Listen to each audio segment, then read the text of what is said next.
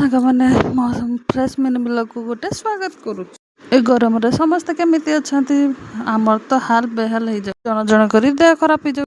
ପିଲାକୁ ସକାଳୁ ଖାଇବା ପାଇଁ ଦେଇ ତାପରେ ଆମ ଘର ରାବିଟ ମାନଙ୍କୁ ଯାଇକି ସଫାସୁଫି କରି ତାଙ୍କୁ ଖାଇବା ପାଇଁ ଦେଇଥିଲୁ। ତାପରେ ଆମ ହଂସମାନଙ୍କୁ ବି ଏବେ ତ ଆଚାର ଆମ୍ବୁଲ ଟାଇମ୍ ଜାଣିଛନ୍ତି, ସେଥିପାଇଁ ସବୁ ଆଚାର ଆମ୍ବୁଲ କରି ସବୁ ଛାତ୍ର ସବୁ ଶୁକା ହେଉଛି ସକାଳୁ ଏଗୁଡ଼ାକ କରି ବର୍ଷ ସାରା ଷ୍ଟୋର କରିବା ନାହିଁ। ତାପରେ ମୁଁ ସକାଳ ଖାଇବା ଖାଇ ନେଇଥିଲି ମୁଢ଼ି ଆଉ ଶାଗ ତରକାରୀ, କାରଣ ଦେହ ଭଲ ନାହିଁ ନା। ଏହିପରେ ଆମ୍ବ କାଟୁ କାଟୁ ଆମ୍ବ ଖଟା ପାଇଁ ସମସ୍ତେ ଏତେ ମିଠା ଲାଗିଲା ଯେ ସମସ୍ତେ ପାଟି କରି ଖାଇ ଦେଇଥିଲେ ଆମ୍ବ।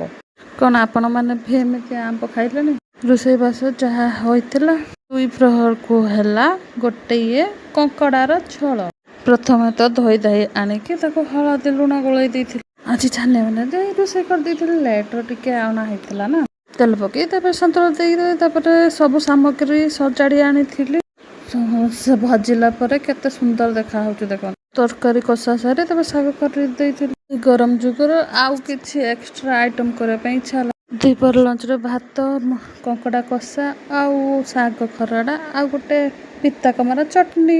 ତାପରେ ଆଇସ୍କ୍ରିମ୍ ପାର୍ଟି ହେଇଥିଲା, ଆଇସ୍କ୍ରିମ୍ ସମସ୍ତେ ଖାଇ ନେଇଥିଲୁ। ତାପରେ ଦେଖିଲୁ ଗଛର ଫୁଲ ବି ମଉଳି ଯାଉଛି ଏ ଖରାରେ।